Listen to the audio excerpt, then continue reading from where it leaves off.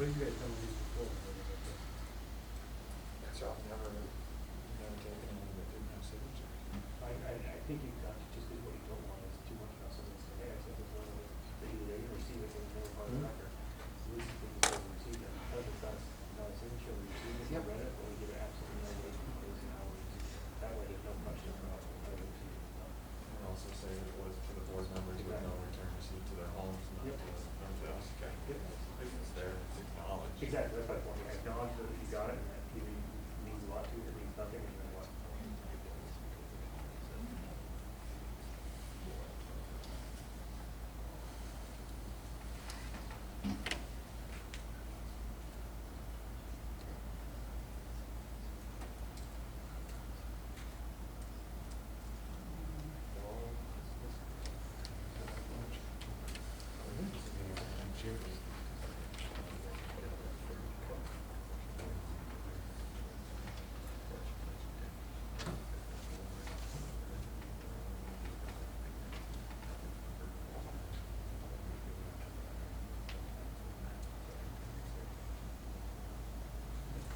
I'd like to call the meeting to order. If everyone will stand for the pledge of allegiance.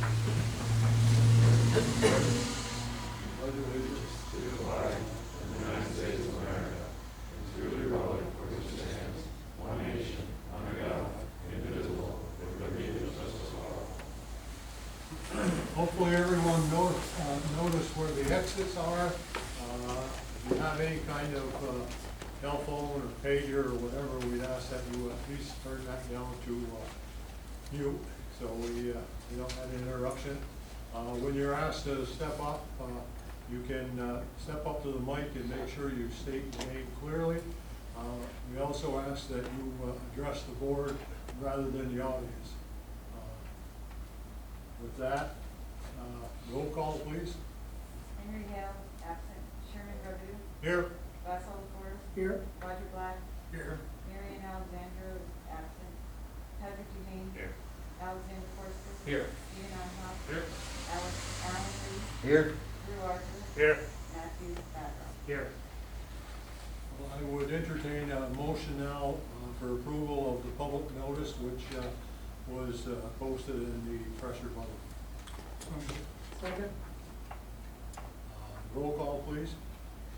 Sherman Rodu. Yes? Russell LaFors. Yes. Roger Black. Yes. Patrick Duhane. Yes. Alexander Forster. Yes. Now entertain a motion for the approval of the minutes. Second. Roll call, please. Yes? Alexander Forster. Roger Black. Yes. Patrick Duhane. Yes. Alexander Forster. Yes. Yeah. Okay, move on to whole business. We're gonna start this off with the whole thing with a phone call. Yes. So this is to Brian Bouchard, which is part of the hotel that got a 288 variance. So while he's doing that, Mr. Chairman, I'm just gonna go through this real quick, just to remind you. So this was the Plattsburgh Lodging Ventures back behind Pizza Hut. So just to show you, it was this area right here. This was their layout. So Route 3 is actually on the left side of the page right here. Hello, Brian, this Is is it gonna Steve. come with up- Town of come into this Plattsburgh. hotel back here? Speakerphone in front of the zoning board of appeals. We got you the first one on the item, the first one on the agenda. Wonderful. You guys hear? Yep. Brian, not a problem, Brian. What we have here is I'll kind of introduce it, and if you can give a quick narration of what took place, the reason why you're asking for the 365-day expansion of your project, and kind of some of the details of the history of this. Alan's just kind of going over what was done, what the hotel looked like. So when you hear Alan stop talking, you can take over from there, sir. All right, appreciate it. Thank you much. Thank you. Alan left. Alan left. You can start that. Okay. So, Brian, I'll take over. This was, or the board, this was a hotel that's behind Pizza Hut / Key Bank. They did not have access or suitability, so they needed a 280A variance to get the, access going from Route 3, going back, around, and then exiting possibly around Texas Roadhouse, and where the old Ames New York Plaza was. This is still in front of the planning board for approval. It's just taking a little longer. Brian, you can correct me after if I'm wrong, for COVID reasons or for some other reasons. It's taking a little longer for approval than first previous. I don't know if you can just kind of go over some of the details. So this is Texas Roadhouse, this is Pizza Hut. They're actually gaining access through here, cutting across, and the lot being created for the hotels here. They currently have an easement that runs right through here, straight up this way, but they prefer not to use that. They want this as a public access point to come in to service the entire area. As I showed you on this one, this is the hotel. So Pizza Hut sits, or Key Bank sits right here, Pizza Hut's here. Here's what they're looking for access. They're gonna build a town spec roadway from Route 3 up this direction, and then get to the hotel parcel. And Texas Roadhouse is right down here.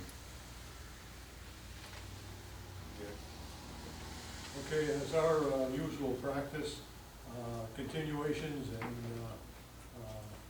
extensions are normally granted unless there's some discussion or whatever about it. So the only discussion would be asked to Brian. Brian, do you have anything to add to that? Yes, I will just add very briefly. So first of all, just thanks for getting this together, because it was kind of on short notice and I didn't even have enough time to drive, so I appreciate that. The general summary, everything that Alan and Steve said is accurate, with exception of we do have our approved site plans and subdivision plat in place.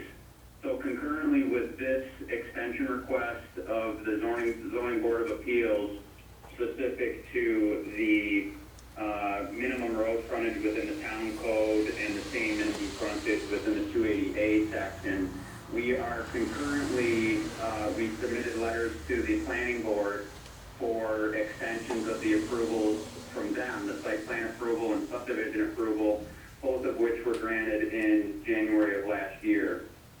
As you can imagine, the hotel industry was one of the ones that was hit hard. We were planning on starting construction in the April to May timeframe, or whenever the snow melts up in Plattsburgh, and that just didn't really come to fruition.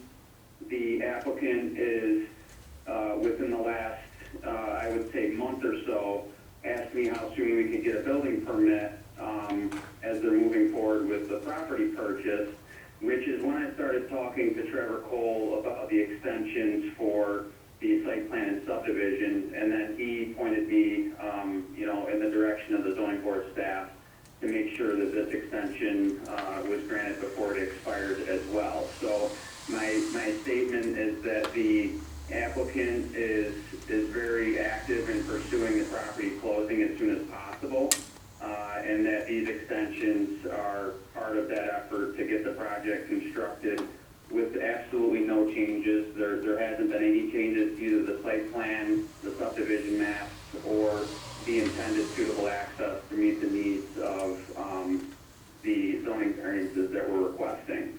So we ask you to give us the extension, which will allow us a little bit of time to close on the property and hopefully start some of the construction, or at least clearing, and get that suitable access installed before the winter time. And then wherever we pause, we would pick up in the springtime once weather permits for some of the concrete pours and foundation work. Thank you. That's what I got. Unless there's other questions, that's the summary. So thank you very much. Any questions from the board? Okay, we'll entertain a motion. Continuation. Move that we grant the continuation. Okay. All those in favor, raise your hand. Roll call. Sherman Revenue, Yes. Basil Flores. Yes. Roger Black, Yes. Patrick Duhane. Yes. Alexander Corsi. Yes. Thank you, Brian. Thank you very much. I'll hang up. I appreciate your time. Look at that. Okay, next appeal. New business. Oh, So yeah. still old business. We're going back to old business, Chairman, to Mrs. George and Julie Hutting. Whoever's represent, you want to come forward? So this appeal was tabled from the month before because we did not have a quorum. They chose to proceed until we had majority plus one for them to have an opportunity. This is for an area variance to reopen the original appeal that was set in, asking for extra signage, total signage in a service center district. Alan can go over the details and remind you guys where we're at and how we got here. Okay, Mr. Chairman. Jamestown, on behalf of the applicant, and Commonwealth of Illinois. Do we have a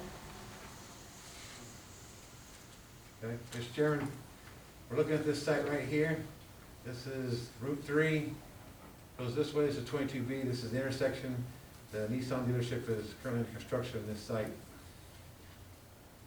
It is a service center district. A little close-up view, it's these two parcels here.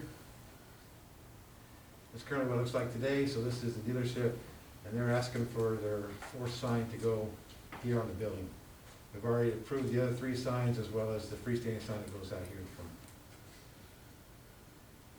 So currently, the name Huddig, the name Nissan, the service, and the freestanding sign have all been approved for this site. They're asking for the Nissan symbol here to go on this architectural structure. And these are just the dimensions of the sign. Now, I'll add, this was kind of the board's courtesy of Mrs. Kloop having difficulty on one of the Zoom meetings, saying that she couldn't be heard for her opinion to be heard or her voice to be heard under there, so this board extended the courtesy to, hopefully if any new info none was submitted to us, or hear from her to make sure that all the I's are dotted and T's are crossed. So that being said, we'll let the applicant, go from there. Good evening, thank you very much for this opportunity to present to the board a rehearing application in connection with the fourth sign that was turned down. When looking at the minutes from the prior meeting, the board noted that the red badge on which the symbol sits was not necessary. That was one of the issues. The other thing was whether or not this monument sign and the facade sign were duplicative. Additionally, the board made a consideration concerning the architectural components of the signage. I'd point out to you that the Nissan sign in red is in fact a trademark logo of Nissan, in the same way that this Toyota sign with a T in it, the Honda sign with an H in it, it's the exact same trademark concept as Nissan. The fact that Honda decided not to spell its name out and use an H is irrelevant to the fact that they are in fact the same advertising components. I would also point out to you that in connection with the color scheme, that dark charcoal that's on the facade of this building for Garvey is in fact part of the architectural scheme. If you look at other Hyundai stores around the country, same thing with respect to the Buick coloration. The most striking example is the Honda. That, if you look at that component of blue compared to the red there, they're designed to serve the exact same function. And yet, in this instance, you didn't consider the architectural component in terms of square footage, but in this one you did. The purpose of the rehearing is to bring in conformity this board's decision in connection with its prior decisions on the ones that are just cited, so that everybody knows that they're on a level playing field and are treated the same way in connection with the architectural components. I will say that I represent dozens and dozens of car dealers, and if you think any car dealer likes getting dictated to by the manufacturers what the sign is to look like, what the colors to look like, you're talking to the wrong people. If you want to sell cars, you've got to do it our way. They want everything branded their way. And in order to bring this product and keep this product advancing in the Plattsburgh area, we were required to build a new building. Along with the new building, they tell us what it's to look like. These are not our designs, they're their designs. So we're asking your cooperation so that we can get the business and compete the same level playing field as everyone else who can afford it in advance. Anything further? No, I think Jim simply said exactly, the position that we have. As I said, Nissan is the manufacturer, all manufacturers that require certain components and branding and signage as all manufacturers do, and that is their design. And like Jim said, I feel like I should be granted the same same consideration that other dealerships have had in the past. Thank you. We have a letter that has to be read into this. So this, because it was the August sixth one read into record last time from the county? No, because they didn't come to the table that way. Okay, so this one was the August, yes, Mr. Chairman. So August sixth, 2020, the zoning, this is from the Clinton County Planning Board for referral response. The Clinton County Planning Board at its August 5th, 2020 meeting voted 7-0 to disapprove this request with the following justification forward to the town. The County Planning Board believes that the prolific of the signs in size, quantity, animation, and height has a negative countywide impact along the road systems throughout Clinton County. The board believes these signs are important and needed for businesses, but signs should be controlled in size, number, location, type, animation, and height. There are two major justifications for this belief: the aesthetic blight that is created by a multitude of signs, the hazard created by the signs, either through distraction of motorists or obstruction of the view to motorists along the road. Many studies have proven that roadside signs distract motorists. It is the primary purpose of the sign to catch the motorist's attention and relay the message. The degree to which the sign is a necessity that relays important information that the motorist wants versus an unwanted distraction. It is and always will be debatable. If the town is inclined to approve this request, the signs permitted shall be equivalent to other similar uses in the same district. They also should provide variances. The town is encouraged to enforce the zoning ordinance or to modify the existing ordinance so that projects such as these do not always need area variances to achieve similar signage in the majority of the businesses within the nearby area. If your local board wishes to approve this request, it will require a majority plus one vote of the full membership of the local board. Glenn Cutter. And that was described to the applicant why they postponed from last time. Thank you. This time I'd like to open the meeting to anybody in the audience who wants to speak on this. Nobody showing, we'll close the public. Questions from the board? What was the size of the variance in terms of percentage? 100%. It was 100%. 100% more than, That's allowed. yeah, what's allowed? That's one of the things that we took under consideration, is the fact that it's so excessive. I really don't see anything that's changed personally, it's just this new company. Also? Yeah, I was at the last meeting. I think the whole point of this was because Mrs. Kloot said she didn't get a chance to speak, which I believe she did at the last meeting. But that being said, one, I don't agree with having to go back on the precedent of other boards. I wasn't part of the board at the time these other dealerships got approval for their signage, and I know we revamped the ordinances throughout the town in the past, but I don't feel beholden to the precedent, because if it was a mistake back then, I wouldn't want to make a mistake today, nor would I want somebody to go based on what I decided today if it was a mistake 5-10 years from today.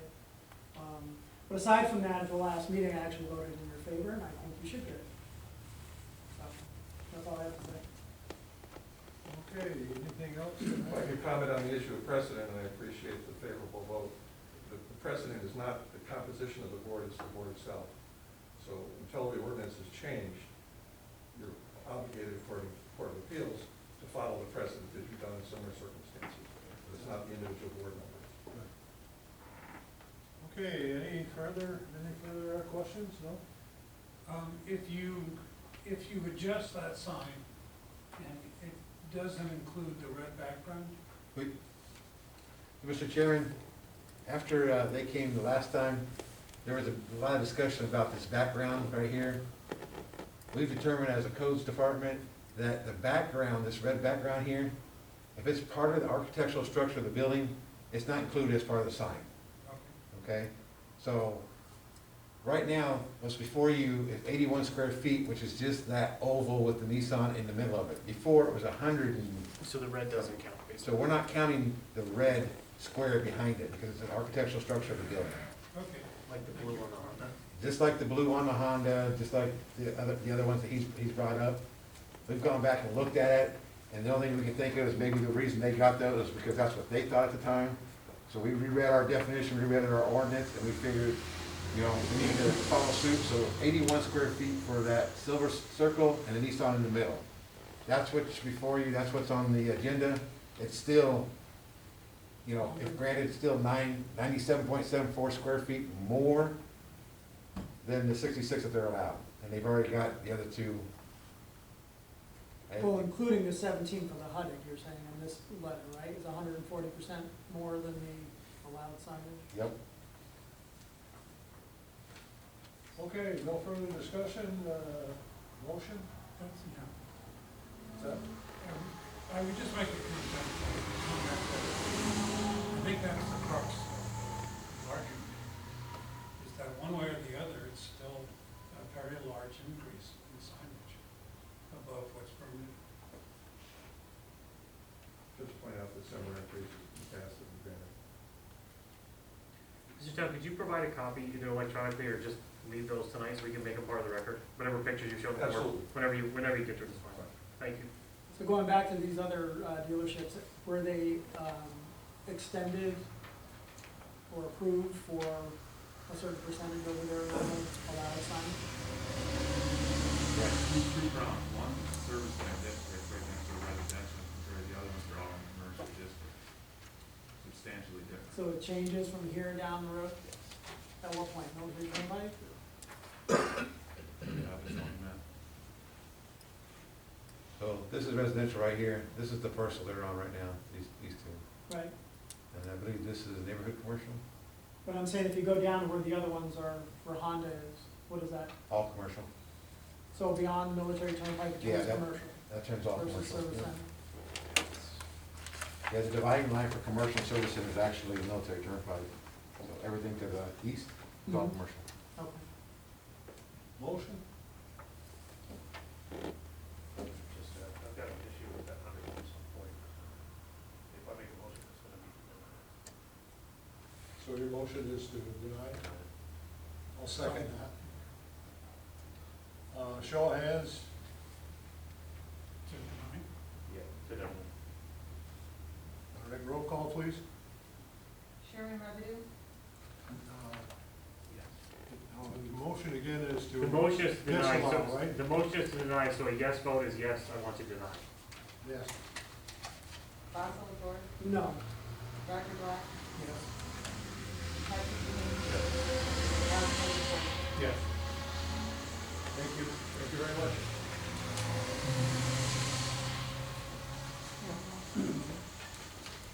Is there anybody here representing Quality Mobile Home? Deep. Oh, sorry, no. Deep forgot again. That'd be awesome. Whatever you can, thanks, appreciate it. Yep. Give us 1 minute, we'll see if Dean Lashway was representing Quality Mobile Home, request, and we do not see him here. So we'll have Drew check the parking lot, just, we have limited seats, so we'll see if he's out there real quick. Okay. I can go over, it. Do you wanna go over this while he's out there? Sure. In the worst case, we skip him. Yeah, we can still do the public hearing since it was advertised. Yeah, so it was advertised, the whole deal, so if Dean's out there, great, if not, we'll skip it and go to the next one. Appeal number 2189 was Quality Manufactured Homes off of Archie Burdo Road. They're looking for a use variance. To be able to create a new mobile home park consisting of 60 manufactured home, which is not allowed in an industrial district. Alan can go over the details to give you guys an example of where this is. Anything? Okay, so, We need a motion to table it? What we can do is. well, we want to go through and still do the public hearing since it was advertised, so we can at least hear Okay. what the public has to say. All right. Then after that, you can entertain a motion to table. So, this is Archie Burno Road here, Pleasant Ridge Road here, this is Route 22. The current mobile home park is right here. we already granted them a variance to expand that by 3 lots right here. And then this would be a new mobile home park right next to it.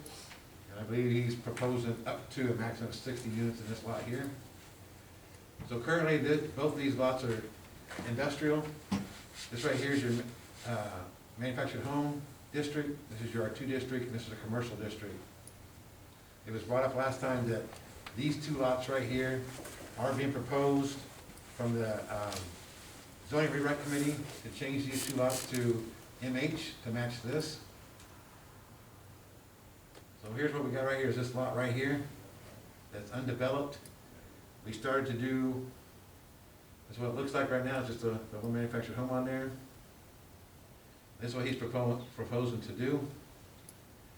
We started going through, last time, going through the seeker process and realized that he had marked SHPO as there might be something out there. He's now, went to SHPO, we've got a letter back in our file saying that there was nothing found, which allows us to now proceed. So we can go from here to a public hearing, and then however you want to handle after that. Okay, I will at this time open to the public hearing part of this. Anyone step forward and have something to say? Just make sure, Please state your names. Okay. I am Terry Smith, and I live at 70 Archie Bordeaux Road. I'm Noel Smith, I'm still lucky enough to live in the same place she does.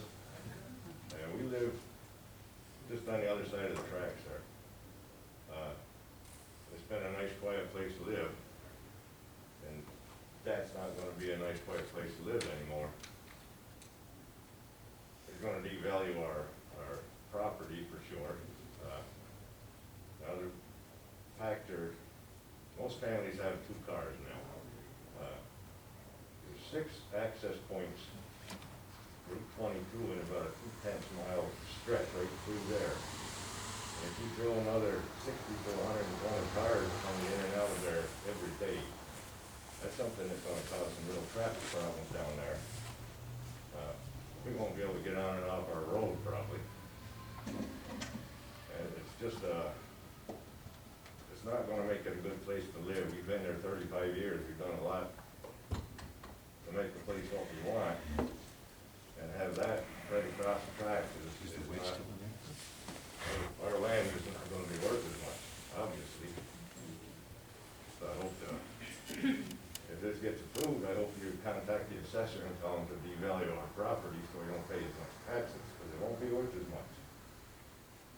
Are you, say? And I would just like to, Mr. Lashway is not here right now, but I'll ask any one of you, would you want a mobile home going in your area, 60 manufactured homes, with all the animals, all that is brought into the area? Right now, we have a really good area, and we would rather not lose that, so. Thank you. Thank you. Just so you guys know, if he doesn't show up, then this will be tabled until next month. Normally, we don't have people not show up, so this is a little different. Thank you. So you'll come back and say the same thing again, I guess? if you want to. Yes. This will be in the record. Obviously, it's in the record because it was a public hearing, so we have to give the right for the public to speak on this. But now we're gonna do nothing because he's not here. So Sure. they can't answer the questions, they can't ask, there's nobody to ask the questions. Understand. Okay. Thank you for Thank your you. time. Any questions for the board or statements for the board? Okay, not entertain a motion at this time. Move to table for, would be for a month? That's correct. Yeah, okay. Move to table from, Second? All those in favor signify with a show of hands. Roll call, Sherman Robidoux, yes? Marcel LaFors, Yes. Roger Black, yes. Patrick Duhane, Yes, sir. Alexander Forster. Yes. Sure. So next appeal is James Baker. The letter? We'll do that next month when they're here. What's that? We'll do that, we'll read that in next month, just in case they want to comment on it. Sure. Front and Sonny, you can sit right down, Mr. Baker. Okay. So, 17 Independence, Mr. Baker's looking to put in an in-ground pool that would not meet the required 10-foot setbacks in an R2 district, encroaching 7 feet and only leaving 3 to the rear and the side of the property lines. Alan can go over some of the info that was submitted and what we have on file. Hey, Mr. Chairman, this is commonly known as Heritage Heights subdivision.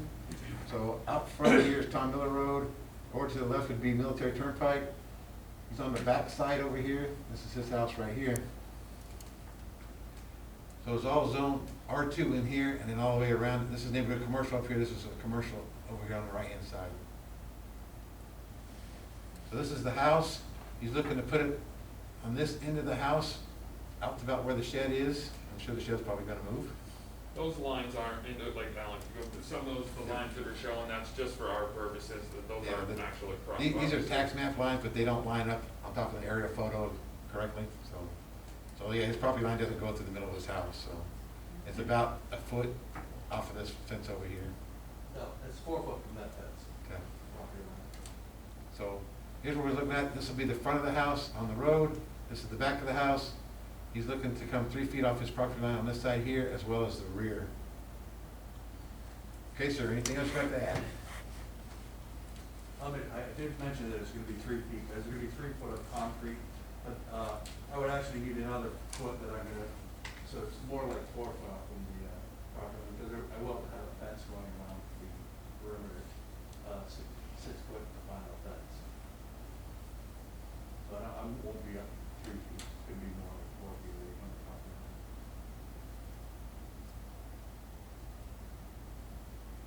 And the main reason I wanted it in that location is because when you walk out of the back of the house where there's a 22.5 foot screen room in the back, the entry or the exit from the house is on the far right side of that screen room.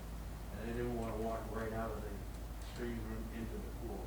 So I need to keep it as far away from the exit from the rear of the house. The main reason is putting this in, I'm retired now, I have 9 grandkids, so this is their big entertainment for the summer. Thank you. Mr. Chairman, Mr. Brand, one more thing. Last month we brought it up, there are certain areas within the town where the zoning rewrite committee is recommending that accessory structures be reduced to 3 feet from the side and rear yards. As the R1 district, R3 district, and Heritage Heights, because they are clustered closer together, and a 10-foot rule does not necessarily work in those areas, but that's just a recommendation to them. Thank you. I'd like to open the public comment portion of this meeting.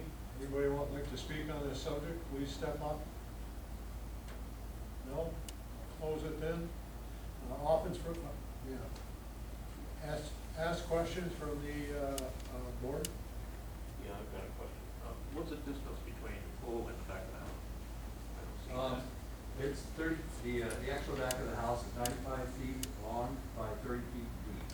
I just, So that is gonna be, the 16 plus the 4, that'd be 20, so it'd be. so there's no way you can move it this way? 10 feet. Well, it may have to move that way, but I wanna make sure that if when the pool installers, which are very difficult to get a hold of this year because of all the stuff that's going on, they've come over to the house maybe 2 or 3 times, but nobody's actually set up a grid, because there is actually a hill that's there. Everything flows down in my property. I got the hill that comes down right at the property line. So I may have to come back a little bit, but I wanted to, in case I could go up, as close as I could to the fence, that would allow me some walking space and get it away from the house. But you don't want to move it towards the house? No, I don't wanna get really close to the house, no. I wanna have access to get around. And that portion of the yard is, it basically becomes a dead section of the yard. Once the pool is in there, there's no accessibility or use for it. And it's a small enough lot, being 30 by 95. Right. I'm sorry, I didn't catch the number for the distance between the pool and the house. That's gonna be, but the pool is 16, that's the actual pool. And then there would be probably a 3 foot, so That's be 19, and it's a total of 30, so it's 11 feet. But there was, I will not be able to put, I gotta put a 3-foot walkway, which usually is a normal around an in-ground pool. And then I have to have a vinyl fence, which is not gonna exceed the property line, so realistically, it's gonna be 4 feet away from the property line. And then there's 16 feet for the pool, so there will be a remaining 10 feet. But we're not really 4 feet if you gotta put a fence in. No, it'd be a 3-foot walkway with Right. a vinyl fence, so Right, it's 4 but the foot. walkway has to count with the construction, if I'm not mistaken. No, concrete does not, that's why, if it's like structure code-wise, if it was constructed out of, wood or anything going up the code hits, concrete is not. So we only go to the edge of the pool. Okay.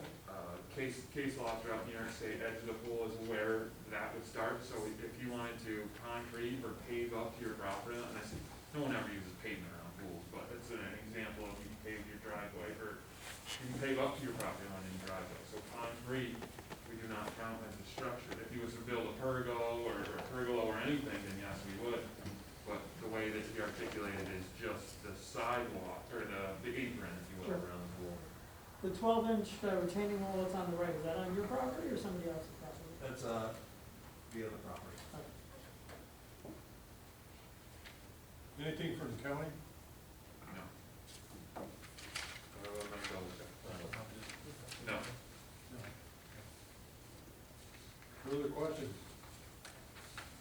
So the bottom line is, the pool is 4 feet off the property. Yes. Okay. Well, so the 3 feet, we told him, ask for 3 feet, because that would be the most he would need. It may get shifted, but you won't know that until the pool installers actually get out there. So if you grant 4 feet and it's actually only 3.5 when they do it, he'd have to come back to you. That's why I told him, do 3 feet, at least 3 feet, that's as close as he can get. If he gets you 3.5 or 4 feet, great, that benefits everybody, but we told him to ask for a 3 foot, because that way you don't have to come back and ask for a 3.5 if he doesn't make it. And pools are considered accessory structures like Yes. shed? Any other questions? And the other thing is, this is an in-ground, not above ground, so when it comes to detriment to other properties, above ground pools could collapse and flood other properties. This is in the ground, just to point that out. Entertain a motion for the board? I'll make a motion to approve. I'll second.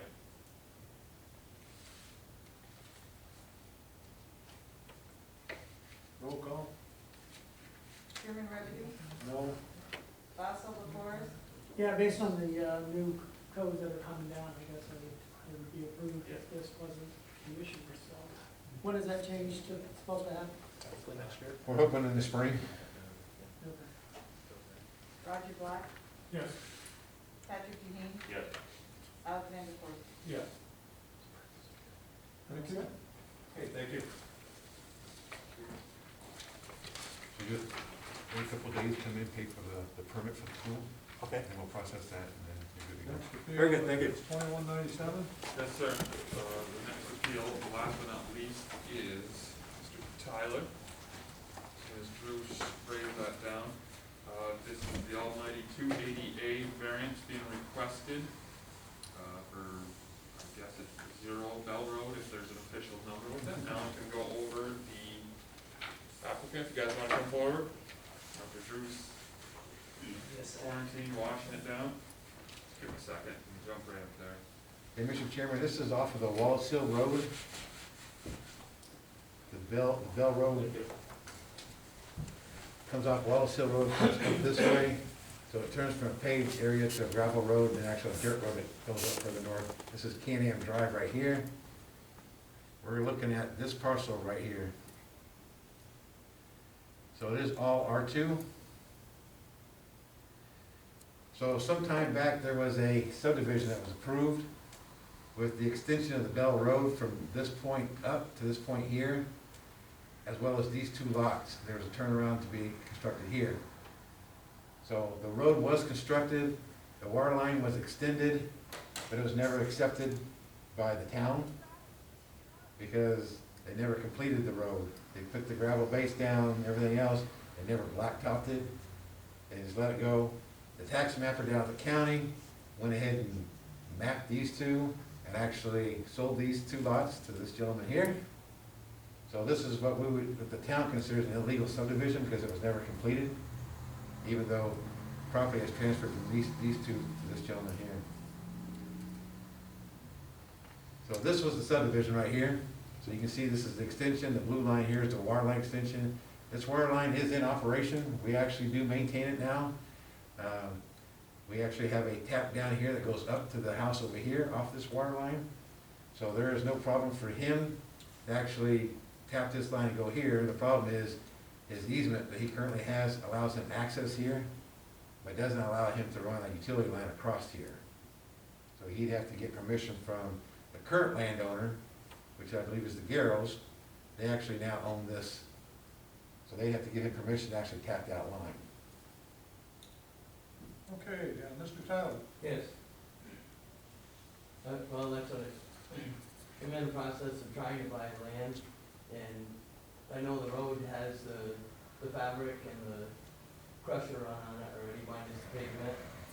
And I met with Garrow, who does own the road. I'm not sure if he would access the right of way from the hydrant where that orange is, but if he doesn't, I'm allowed to drill a well on the property, so that really wouldn't need to be granted. So basically, I'm looking for permission to get to the lot, the variance. So we currently have in our folder from LaBerge Engineering, as well as from ADA Engineering, that says that this road here is town standards. The only thing missing is the top ones and dust and the pavement. So this does meet suitability. He has an easement in his deed that grants him access there.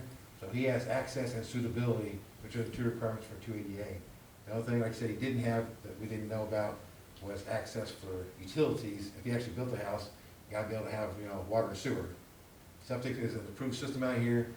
Did you get something from the county that allows for the? They said they were going to call over to your office, and I was told that you can drill as many wells on the property as you want, as long as they're 100 feet away from the septic system. So the sewer superintendent, water and sewer superintendent, did come over and mention that if the county authorized that, that is legal, he can do that. We can't make him tap onto our water line. The only legality is if there's a sewer line, they have to tap onto the sewer line, but not the water line. Okay, if there's nothing further, I'll open the public comment part of the meeting.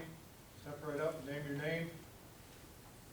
How you doing? I'm Byron Top. I own the last house on Bell Road. The only thing I couldn't find, I have the abstract from the original subdivisions, phase 1 and phase 2. I couldn't find any easements from where the road ends to continue it forward for the phase 3. Because I'm worried about another subdivision going in as soon as that road goes in. But I couldn't find any easements saying they can continue that pavement, because I don't know if that's ever dedicated to the town. So right now, the easement, there is no easement for the town. There's an easement to him from the Bells, because the Bells used to own this. It goes with this property only. So right now, is this your house? I own 35 Bell Road. I own the original property. Up here, right? So right now, this can only be accessed by the Garrows and him. That's it. But nobody else. Would the town pave it?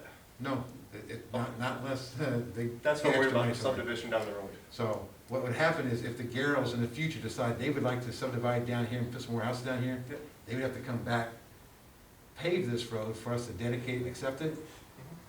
And then they would also have to extend it in order to get frontage for other lots. But is there new codes for wider roads now compared to when that was originally done in 2000? No, this is still the current code for the town of Plattsburgh for 50-foot wide right of way. Okay. But I wouldn't have to lose more of my property because it ends right at my driveway, and my Right. property continues. Right. No, you wouldn't lose any more property. Okay. That's the only part I was worried about. Yeah, if anything, once you get past this lot right here, they would have to widen down on this side on their own property.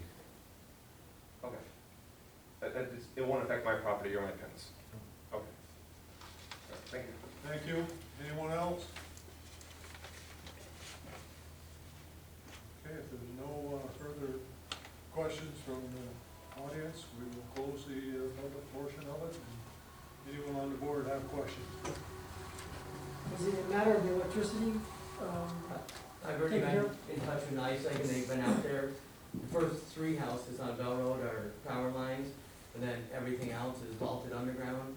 And the last one is on 34, right where the pavement ends, and they have an easement to get to the property, and I just have to give them the okay. So there's no issue, you were saying Barrows would have to approve to get the utilities across the road? No. Overhead, Older. so, But they're, oops, sorry. yeah, you can go overhead and you, the power wouldn't be an issue. This is, Garrow's purchased quite a bit of property, so then Garrow's, anything that they want, if they wanted to go underground, they have the ability to put that underground, but it's theirs right now.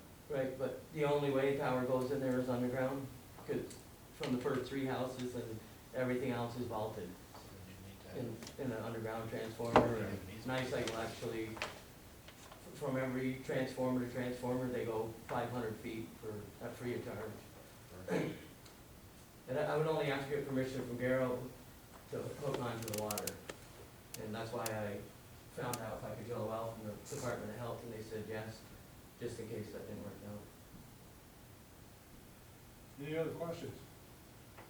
Okay, at this time, I will entertain a motion. I just wanna look at the size of the lot. It's 150 something.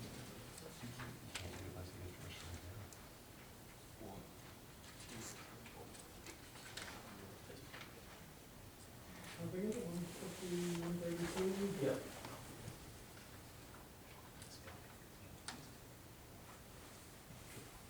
It's 158 by 135.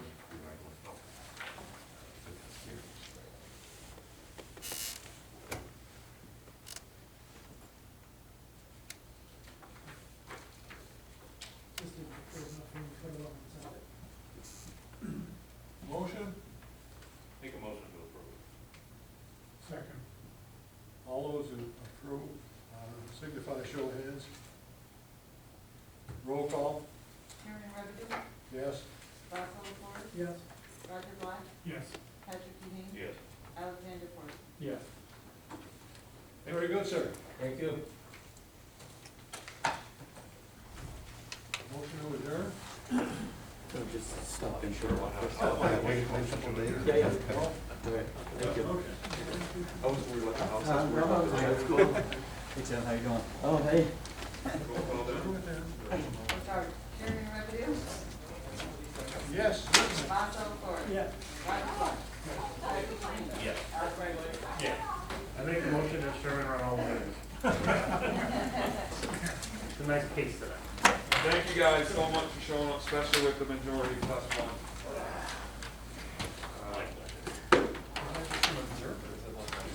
Yeah? I'm guessing they were, doing some opposition for this, all one part. You don't think? Yeah. I was thinking it was gonna be hard to get all the work done about the lot. Nice work. Thank you. Yes, sure. Thank 6:37 start time. I like it. What? You've seen, What? did you watch last night's I game? know. I got all that for the Grand Slam. You're all over the road. Is this not the most frustrating? Could be a thing? fence or It something. drives you nuts, it just drives you So nuts. he, one of the things that made a good point after the game, he said, I never remember an alley ride. You know, this is too much of a road danger. You've got to show some of the planning board meeting last night. I sent Basso